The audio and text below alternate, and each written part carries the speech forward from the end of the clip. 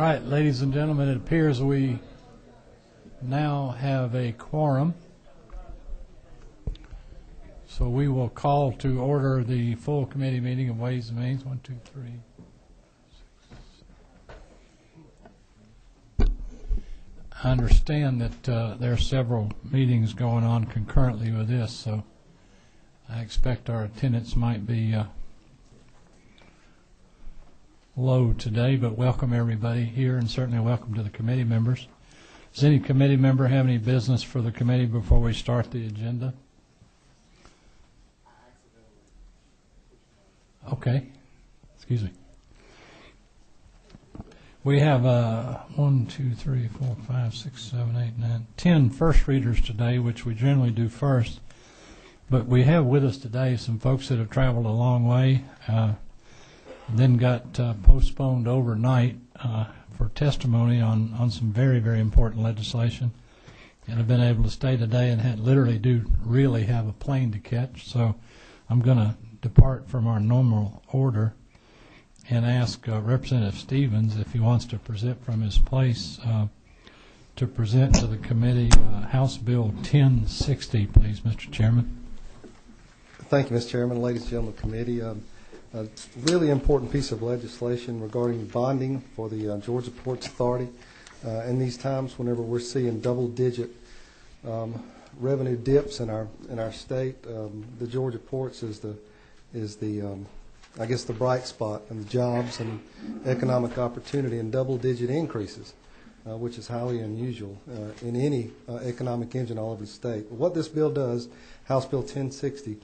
The GSFIC staff, the state's financial advisor, and the Georgia Ports Bond Council have recommended the changes in the statute to allow Georgia Ports to obtain its own credit rating instead of using the banks, such as a letter of credit. As you might know, and with the banking collapse, the ports last year, just a few months ago, had to buy back some of their own bonds because essentially the banks could no longer back the bonds. And at a time whenever the Georgia ports is pouring every dime that they get back into the ports, it's not something that they needed to do. They need to keep selling their bonds and making sure that their own credit rating would give them another opportunity to sell their own bonds. That's all that the bill does. It's a very simple change, and it'll keep our ports strong and keep jobs rolling in. The gentleman yield any questions from members of the committee? Certainly. I don't see any questions. What's the will of the committee? I have a motion from Representative Stevens from Savannah, I might add, the Savannah area. Second by Representative Talton, and a joint second by Representative Battle. Are there any further issues before? Oh, we do. 23. Who is that? Okay. Wave. Who's 29? That's you. You're both of those? No, 29. It's been a long day, Mr. Chairman. You're obviously still very quick. I can see you get to those places. Okay. We have a motion and a second. All in favor of the do pass motion on House Bill 1060, please signify by saying aye. Aye. Opposed, like sign.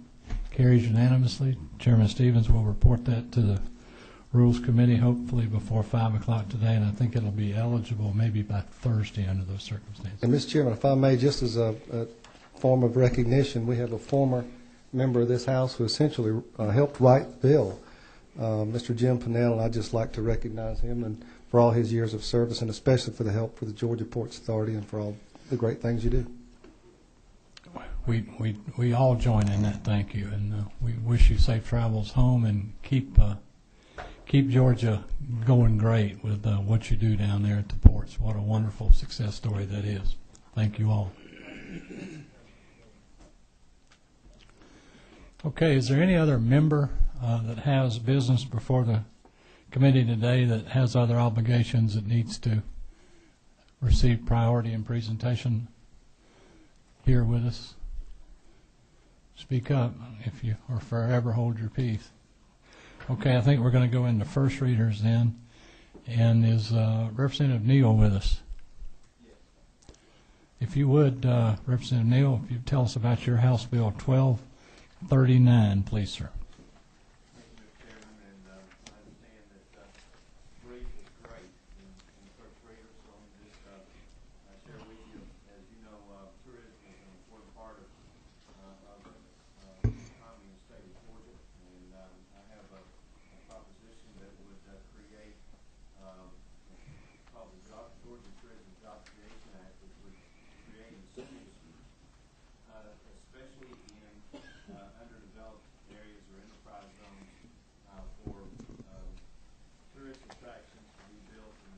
specifics that I'll not go into great detail in this bill, but some specifics about numbers of jobs created, size of the development, the investment, time frame, and being able to collect sales tax to be used for to offset costs, and also it's a incremental.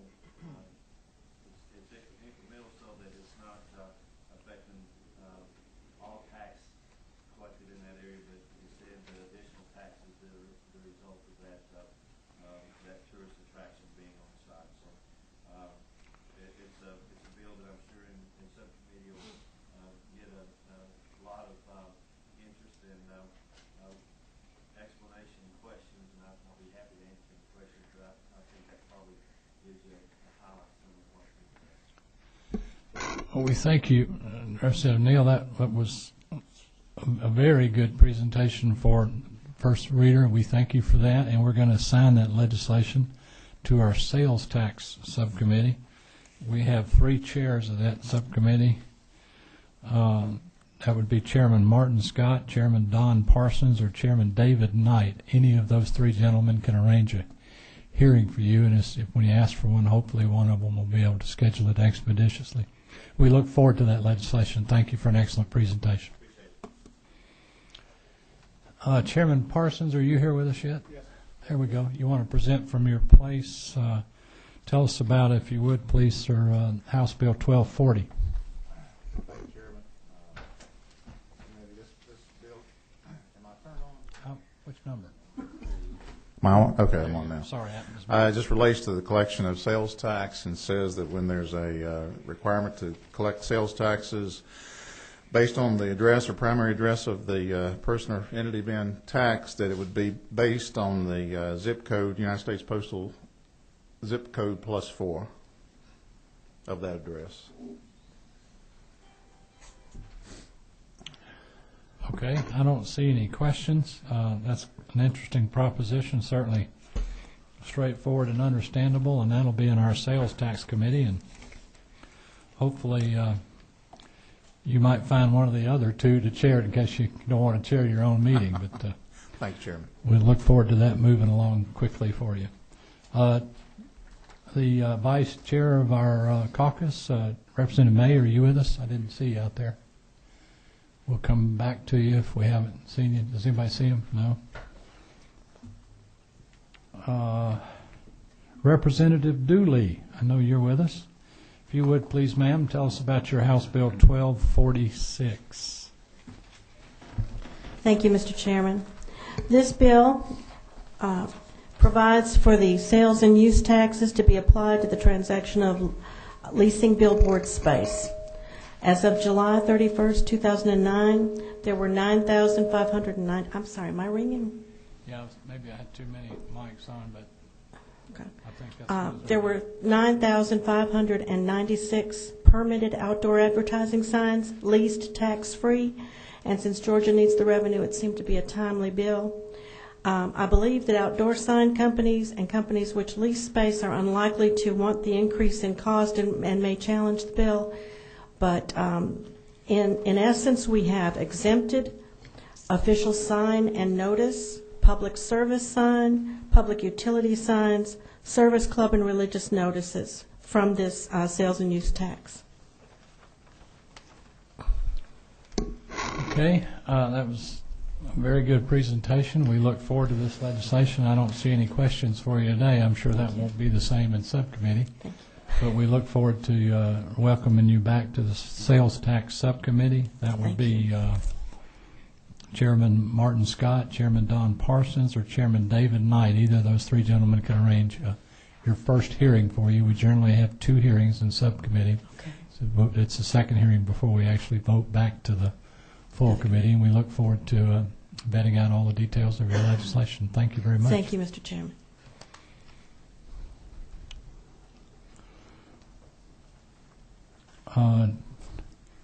Is it, I'm not sure which, Steve, 1247, is that your chairman or is that you, Mickey? You? Okay. Chairman Stevens, how about telling us about, what number are you there? Thank you. House Bill 1247, please, sir. House Bill 1247 was an attempt to go back and amend the film bill that we did a couple of years ago that's been a phenomenal success.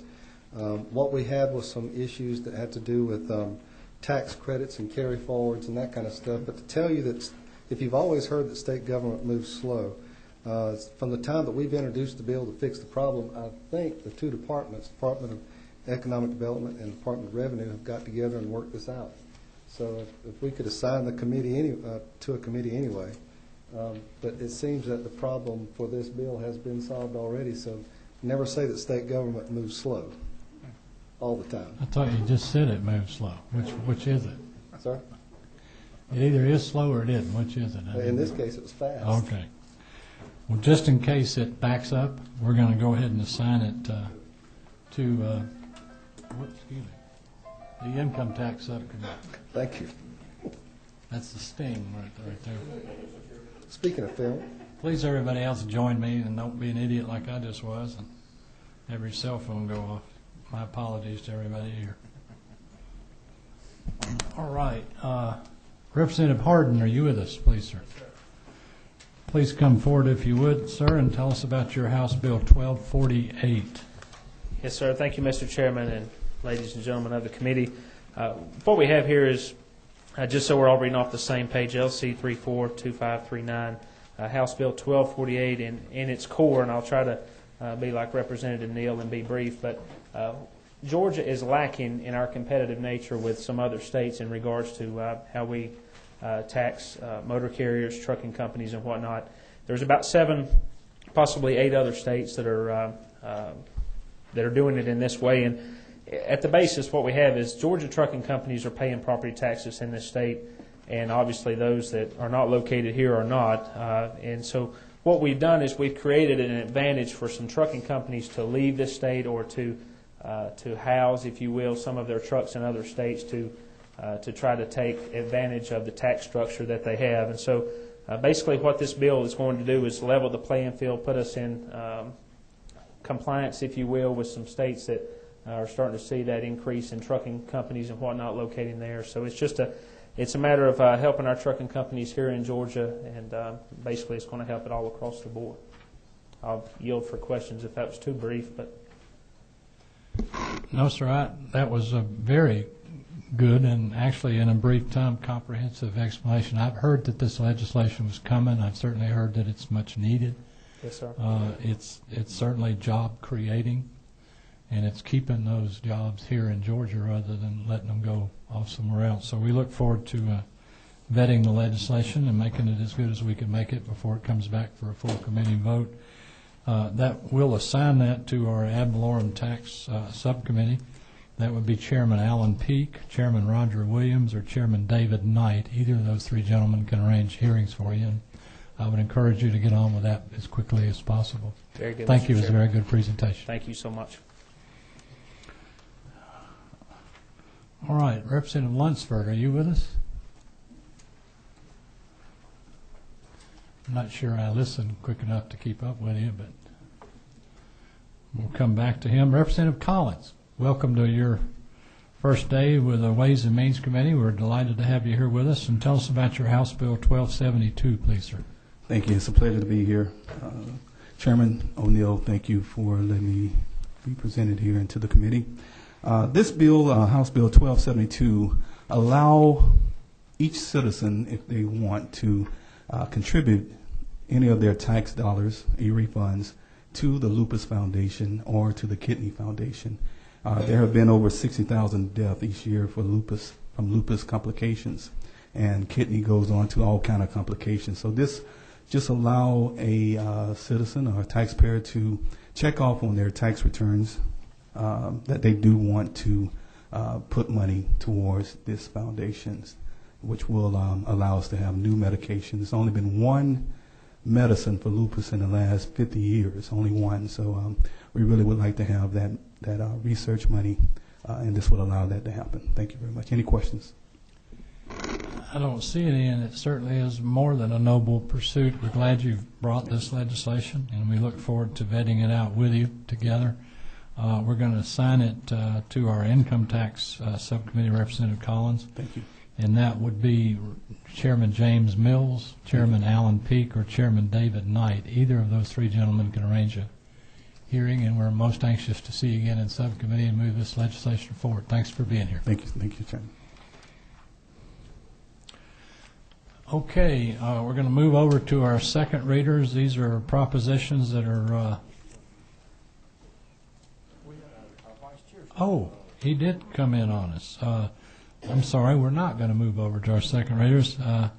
Vice Chairman May, would you tell the committee on a first reader basis about your House Bill 1241? What number? 18. You're on, sir. Thank you, Mr. Chairman. I apologize for my tardiness. House Bill 1241 helps companies utilize, if they have multiple types of tax credits. Currently, they're not allowed to prioritize the order in which they take the credit, and some are expiring before they're able to fully utilize the credits that they have accrued. This simply seeks to allow them to prioritize to prevent the tax credits that they are eligible for from expiring before they can fully realize the benefits of those tax credits. That's an interesting proposition. We're going to put that in our income tax subcommittee, and that would be Chairman's Mills, Peak, or Knight. And we're looking forward to moving that right on and getting into that. Thank you for that presentation. Now we'll move to our second readers. These are propositions that are going to be under consideration by the committee for passage to rules today, and we're just delighted to have with us and honored beyond words to express it, Chairman Parrish, to talk to us about his House Resolution 1203 and concurrent House Bill 1020. Now, you can discuss them in whatever order, however you wish. You're recognized. Thank you, Mr. Chairman and members of the committee. I'd like to ask for your consideration on House Bill 1020, and very simply what this does is just give flexibility to our local school systems as to how they spend their educational local option sales tax dollars. As you all will remember, right now that money is spent for capital projects. What we're proposing here is that they would have the flexibility to be able to spend it for capital projects if they choose, for maintenance and operation if they choose, or a combination of the two, totally dependent upon what the locals feel like they want to do and how they could most effectively spend that money. That's what the legislation does, and the resolution would be necessary to make the constitutional amendment change there. Will the gentleman yield for some questions? Yes, sir. Representative Taunton has a question. Mr. Representative, you said that will this go before the citizens, or will it just be before the board? No, sir. This would be just as we do now. It would require to be on the general ballot, be voted on by the citizens. They would choose, if they decide they want to tax themselves to raise that money, this would just give them some opportunity with some flexibility. Right now, you know, they have to vote on that whether or not they choose to impose this tax for capital projects. It would be the same way, but when it's put before the public, they would determine and list in there what they intend to do with that. All of it for capital if they choose, just like they're doing now in maybe a fast-growing system. If it's a slow-growing system that could more effectively use that money for maintenance and operation, they may choose to do that. Or if they choose to do a combination, they could determine what that proper combination would be, but it would be effective only after a local referendum was passed. Thank you, sir. I'm not sure which order these came in, so I don't intend to offend anybody. Who is at 27? I'm just going to take Representative Battle. Thank you, Mr. Chairman. This would only be future SPLOS that might be anything that is presently enforced. This will not have any effect on that. Absolutely. Thank you for that question. This would not affect those that are already in place and would be effective after January 11 if you so choose when it's voted on. It would not affect anything that's in place now. All right. Thank you.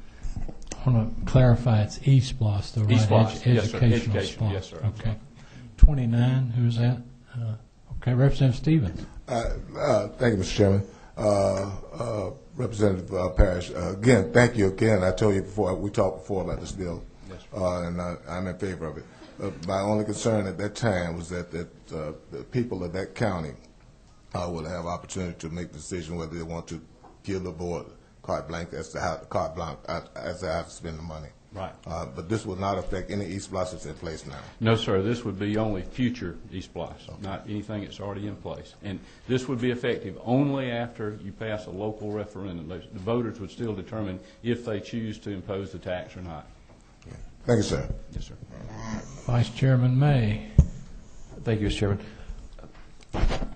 Does this require them to specify what percentage they'll be spending? Is that in there? Yeah, in there over on, let's see, they have to list this. If you look over on page 5 there, I believe it is, it tells about, it consists of the amount of money for the period of time and that sort of thing. All that would be in there. And then on the resolution, it would be to vote whether or not they choose to enact that. But yes, they would list that just like they do now with capital projects. If they wanted to spend 40% on capital projects, they would. If they wanted to spend 50-50, they would list that in there. So the people would know when they vote what they're voting on.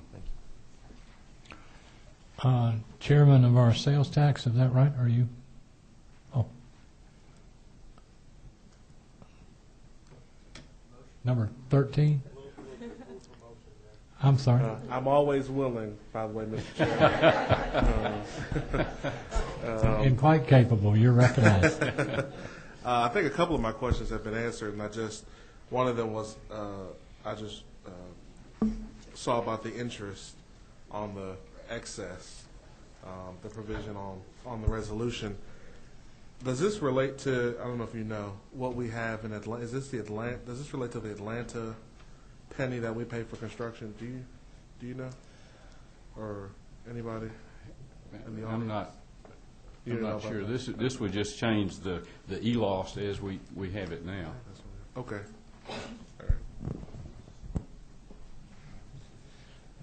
This is only the educational SPLOS. This wouldn't be any of the host or the lost or any of those that you have up here in the metropolitan area. I know, but you have e-lost everywhere, but it's not by the city, it's each county. So, number 11, that's Chairman Peak. Thank you, Mr. Chairman.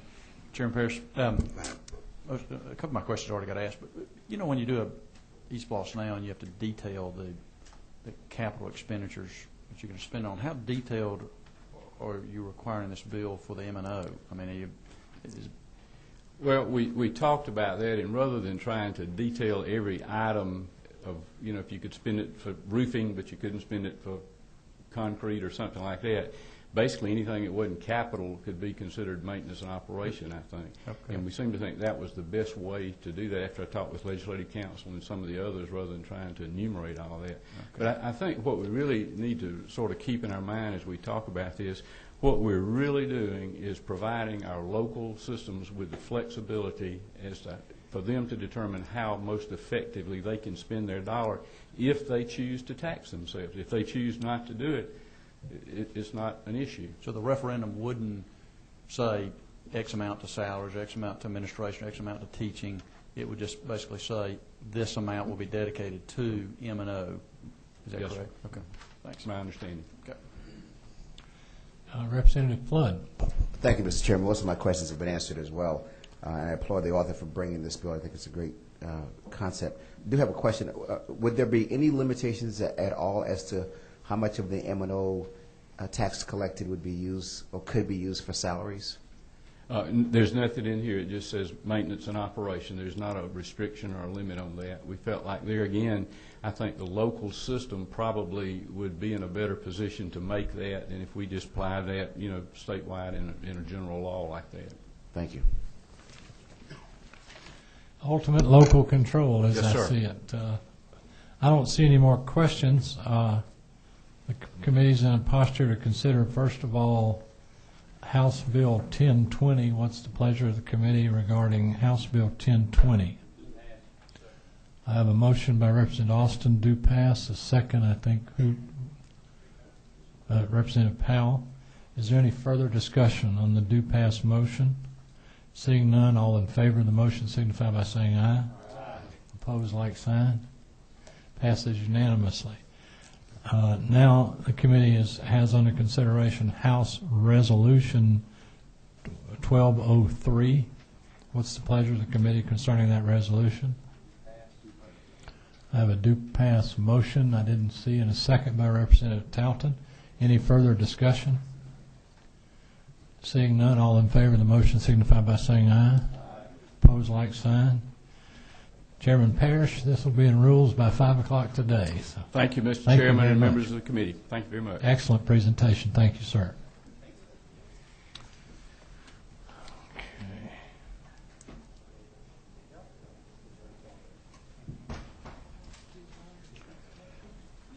Chair recognizes Representative Jay Powell to present to the committee your House Bill 1082. Please, sir. From your place, that'll be number 10. Thank you, Mr. Chairman. House Bill 1082 is basically an amendment of the existing Freeport statute. Freeport statute identifies 3 different kinds of inventory. It was implemented decades ago to spur economic development. It provides that a county and or a city can implement Freeport by calling a referendum on any one or all 3 of the classes of inventory specified in the statute, and that it can be implemented at 20, 40, 60, 80, or 100% level. The intent of this amendment to that statute is to specify a 4th category of inventory, which is basically everything else that is not covered under the first 3 classes of inventory. If this were implemented in a city or a county that already had Freeport exemption, then all inventory of a business would then be exempt from ad valorem tax. And that's the crux of the bill, Mr. Chairman. Excuse me. I can't imagine there's no questions on the bill this comprehensive in this committee. I either did well or I confused well. I think you did well, and I'm delighted you brought this legislation. What is the will of the committee as it relates to House Bill 1082? I have a motion to pass by Representative Battle, a second by Representative Stevens. Any further discussion? All in favor of the motion, please signify by saying aye. Opposed, like sign. Passes unanimously, and I certainly commend the representative for bringing that. I don't know of a more egregious impediment to business in many cases, but beyond the inventory tax. It ought to be the thing we encourage the most in our business cycle, and I thank the gentleman for bringing this important legislation. Okay.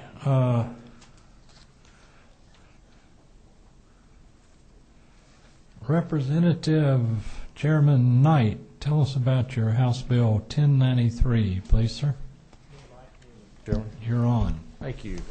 To the committee, we have, if this bill looks familiar, it is because you've passed it out once, and I appreciate that. We got it up to rules, and before we thought that it needed to go to the floor, there were some technical changes that I thought we needed to be making in those items that we were asking the information for from, if you remember, this is the pilot program.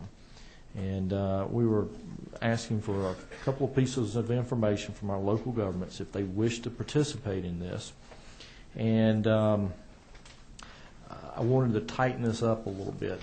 And I want to turn your attention to page 2 of the bill. Line 32. The bill that we passed out of here had simply the name of such business. I went back and added the legal name of such business and any associated trade name. Just tightens it up a little bit. We all know that there are different registered names and, as I call them, doing business as names. This simply tightens this up, matches back up to some of our sales tax applications such that it tightens up the cross referencing as we look for these folks who are trying to game our sales tax system. Line number 33, the very next line, we changed it from the mailing address of such business or actual physical locations of such business if the mailing address is a post office box. Again, not much of a change, but tightening up a little bit. We're asking for the mailing address of such business and the actual physical location of that business if it is different than the mailing address. So again, just tightening the language a little bit. And then on line 42, the original bill that we passed out, such municipality or county shall also assign an applicable North American Industry Classification Code or numbers to such business and submit that information. We have simply taken out shall assign. We do understand that some of the counties do assign them, but a lot of times they will ask those businesses to self-assign.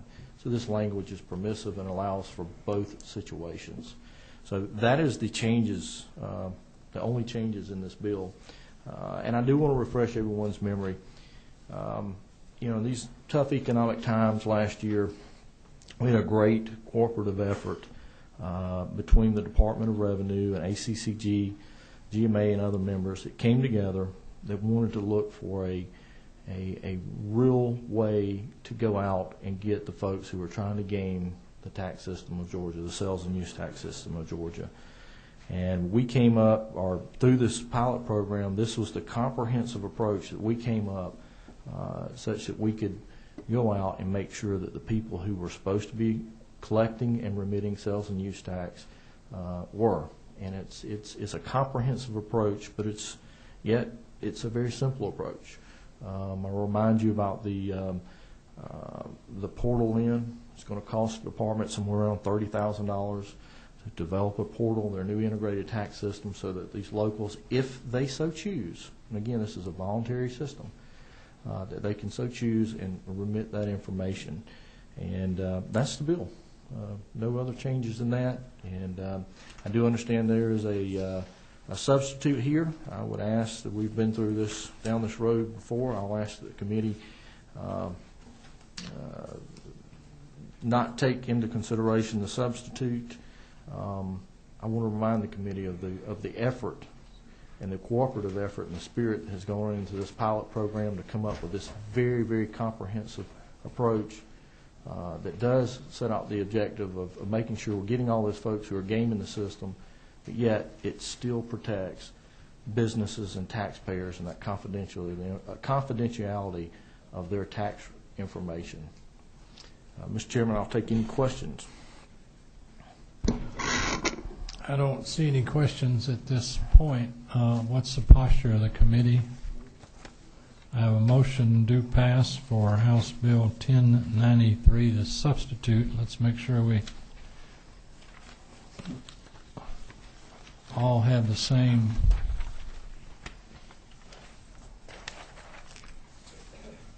that would be LC 188963S. That's a substitute to House Bill 1093. I have a motion due pass and a second. Now, is there any further discussion? Representative Flood. Thank you, Mr. Chairman. I'd like to draw to the committee's attention substitute to House Bill 1093. And I applaud the author for the bill because I think it validates the work that was done between the counties and the cities over the summer and attempts to identify a significant amount of revenue that heretofore has been, for any number of reasons, uncollected. And I think the citizens of Georgia deserve our greatest effort in ensuring that we are doing everything that we can to collect the revenue that is due to the state and to the counties and to the cities, in fact, as well, because the Department of Revenue is responsible for collecting the revenues not only for state taxes but for local taxes as well. And so the bill that Chairman Knight has offered essentially provides that the cities and or counties within 30 days report information on businesses and their jurisdiction to the Department of Revenue.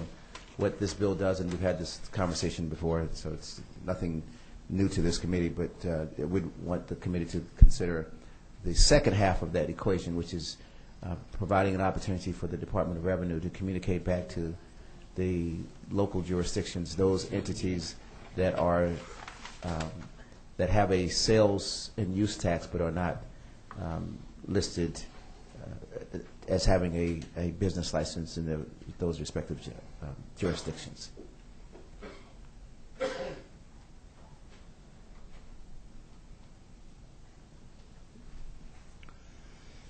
Thank you, Representative Flood.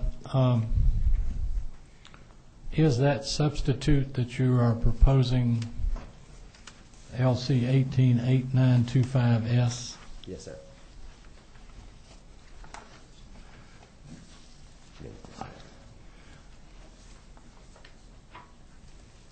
I'm going to rule the substitute you have proposed, Representative Flood, out of order for two reasons under Rule 16 of our committee rules. And the second, that doesn't mean that I will not accept an amendment with the same language. The one concern I had is that two of the members that are signers of the substitute are not present, and I'm not sure we need to be dealing with, well, one now, unless Representative Bryant came in, I don't see, with absentee amendments to the committee. But as far as the sub that you proposed, I'm going to rule that out of order because it has not been submitted to our review committee 24 hours prior, although the chair will be glad to entertain an amendment by members that are present if you wish to propose one. With that being said, 24, who's that? Chairman Stevens? Mr. Chairman, is there a difference in the cost to the state on the two, the amendment and the original bill? It would be my opinion that there's a substantial difference to the cost to the state on the two propositions before you, and the substitute that I overruled does not contain a fiscal note, but it would require the Revenue Department to be involved in the collection of occupational taxes, I think. Unless I've read it, I haven't had a chance to because it's supposed to be submitted 24 hours before the meeting, but if it's the same one I've seen in the past, it does put the onus of dealing with occupational taxes on the Revenue Department. I believe this one does the same, if that answers the gentleman's question. Anybody? Representative Flood. Yeah, yes, sir. And I do respect the chair's ruling on the substitute, but I would like to clarify that the intent of this bill is not to have the Department of Revenue collect occupation tax. But I think that those of us in this committee have formed an opinion of whether or not they're going to move forward with this substitute or not. I don't want to belabor the point, but I did want to make that clarification. There was no intent for the department to collect occupation tax. I respect the gentleman's opinion in that regard. It's one of the few that we differ on, but I respect yours as always. Okay, I have a motion to pass. I have a second. I don't hear any further discussion or any amendment proposed. So all in favor of the motion, please signify by saying aye. Opposed to the motion, like sign. Okay, I'll do a hand count just to make sure. Those in favor, please raise your right hand.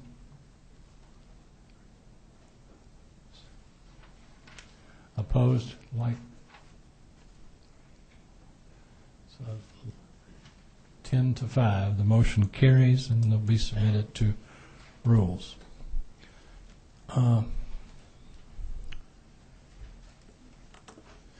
Chairman Martin Scott, would you take the chair, please, sir?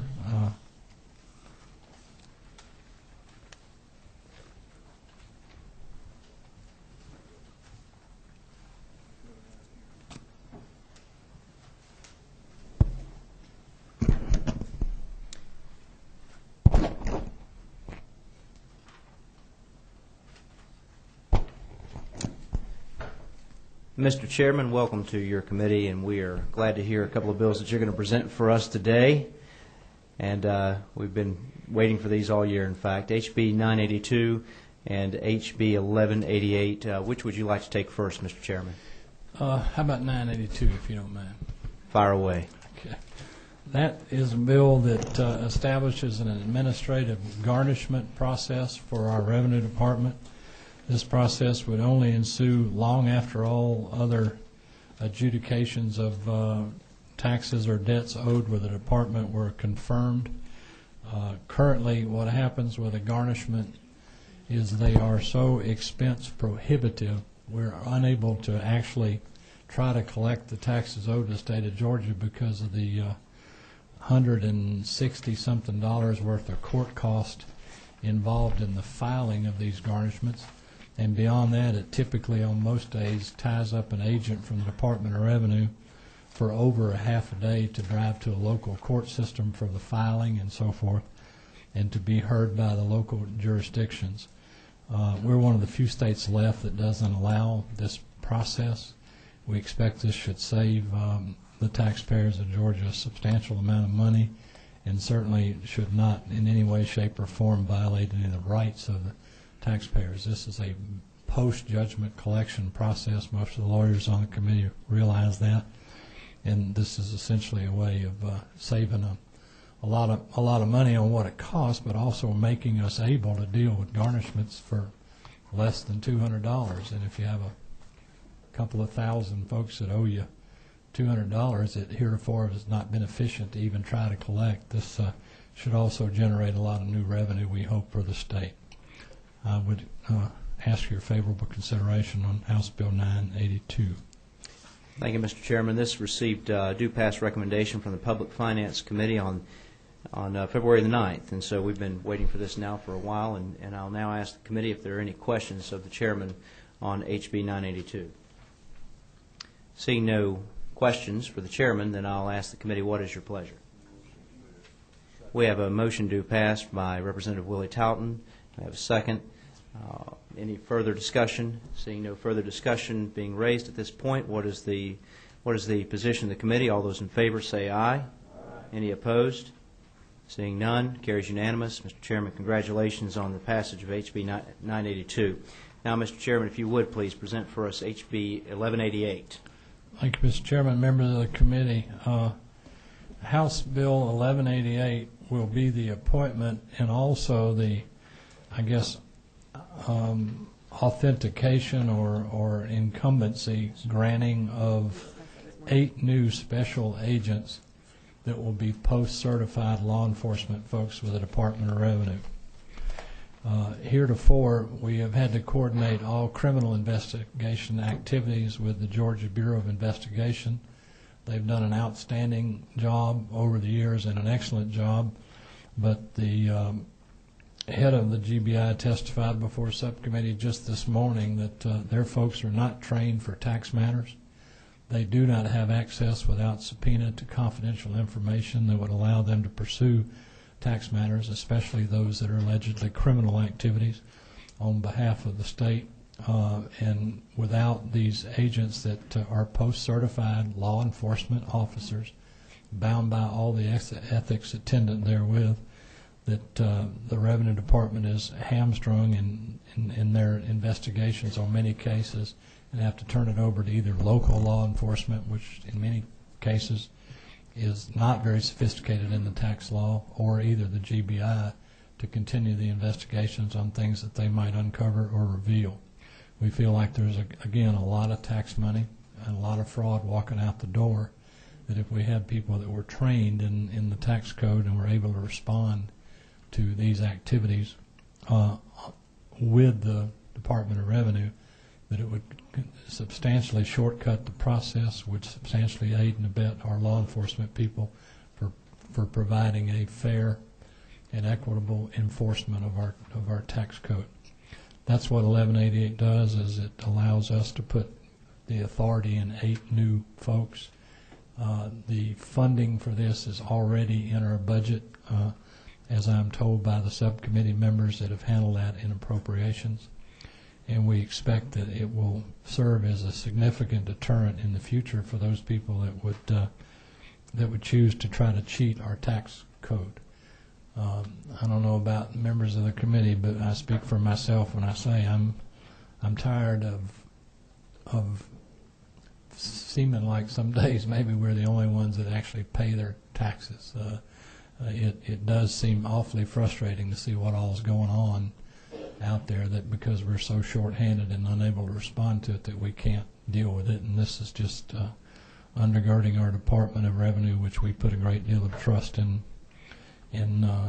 responsibility in to make sure that we maintain an equitable enforcement of the tax code. So this will be 8 officers. There are 4 already there that are trained, that this will give the authority to hit the ground running with. I expect the commissioner and others to add the other 4 in very short time. It'll get these people working hard for the state of Georgia. I hope there's a headline in every newspaper that some of the bad actors have been caught, and I hope the message that goes out to the people of the state of Georgia is that we're very serious about enforcing equitably our tax code, so that the subculture of turning our head on cheaters will soon end, because it's not something we can continue to tolerate. With that, I'll be glad to answer any questions. Thank you, Mr. Chairman. And this is, I'll echo what the chairman is saying. This is not a new issue for this committee either. I think we probably have been looking at this for the last 3 years, and something that's had a lot of opportunity to be vetted in this committee. And I appreciate the chairman for bringing it forward again. Chairman, will you yield for some questions? I will indeed. Chairman Don Parsons, I believe it is. Are you at 25? Is that correct? Yes, Chairman. Thank you. Thank you, Chairman O'Neill. I wanted to ask, during the appropriations hearings we had over the last 2 weeks, I had asked the Department of Revenue if they had law enforcement personnel working for the department. And the commissioner said yes. I asked him how many, and he said he didn't know. He said he'd get that number back to me, but I've never heard from him. But my actual suggestion was that they turn that whatever law enforcement that they have now would go to the state police. But I understand now that the state police has said that they would rather not handle this. I mean, is that correct? You said that was a testimony from the GBI. The head of the GBI this morning is subcommittee. He said their folks were not trained to deal with tax matters from a criminal standpoint. Well, I'll just ask you this. What exactly, I'm trying to figure out what these officers, what role do they have in this whole process of collecting taxes? I'm just envisioning this law enforcement officer coming up to somebody's house when that's not really what would be needed. It really wouldn't be needed to a law enforcement officer. It would just need to be an employee of the Department of Revenue who would. What exactly would this person do? What would these people actually do beyond what an employee would do? Well, they will have arrest powers. There are no employees. My understanding today, there are no employees with the Revenue Service that actually have post-certified arrest powers, which makes them subject to all the due diligence of other law enforcement officers. We're dealing here with only criminal matters, which will be adjudicated by whatever local district attorney is involved geographically with wherever the case might be for purpose of criminal prosecution. So there will be a check and balance as it relates to that. It'll all be coordinated by the district attorney's office in which the alleged crimes are being committed. We have many, many auditors that can go deal with civil matters. This is not civil matters. The latest matter that the GBI dealt with or might still be dealing with, as I understand it, and I hope I'm not violating any confidentialities when I tell you this, is that there's something like 4,000 or 5,000 stolen blank refund checks that have been traced to criminal activity that may actually be underway with folks that are trying to negotiate those kind of checks. That's a crime rather than a civil matter that may ensue from an audit. Obviously, that's a larceny issue, fraud and deceit and all of those kind of things. Tax matters. The head of the GBI, Vernon Keenan, this morning testified they recently have seized and made an arrest on so many numbers of poker illegal gambling machines. The gambling charges were made, but there are also a lot of tax matters that may go with such an arrest, which they have not been any charges about, because according to the head of the GBI, Mr. Keenan, they don't have the expertise within their agency to deal with whether or not these operators of these gambling machines are also defrauding or evading our tax system, which would be a crime if they're doing so with intent. That's where the Revenue Department post-certified officers would come in. But there again, all of the constitutional protections for our citizens are there just like any other law enforcement person or pursuit, regardless of what department they're attached to. This is just a matter of getting the expertise in tax in a department where it's going to be most efficient and won't duplicate efforts. Okay, thank you, Chairman O'Neill. I appreciate that. I just have a concern about extending state police power to beyond Department of Public Safety, or in our case, the Georgia Bureau of Investigation or whatever. I just have a concern about doing that, but I can understand what you're trying to do, and I appreciate it. Thank you. Chairman Parsons, I respect that concern unconditionally, and I have that same concern, and I realize we're putting a lot of trust in this matter, and I hope I have weighed that in pursuing this legislation, but I promise you this, it will be a situation and a circumstance I intend to watch for the rest of my career here, and will accept any help from any member of this committee or others that are in a position to know what's going on to assist in that matter. If there's one inkling of abuse of any citizen of Georgia, we will right that wrong instantly or die trying, as far as I'm concerned, and that's my pledge to this committee. Thanks, sir. Thank you, sir. All right. Seeing no further questions at this time, I'll ask the committee if anyone would be interested in making a motion at this point. We have a motion by Chairman David Knight for a due pass. We have a second. At this point, I'll ask if there are any further questions, if any further comments. Seeing none at this point, all those in favor of HB 1188 signify by saying aye. Aye. All those opposed say no. Hearing none, it carries unanimously. Mr. Chairman, congratulations. Is there further business? Mr. Chairman? All right. Seeing, I don't know, I'm kind of wanting to stick around. No, I better get going. Seeing no further business before the committee, we are adjourned.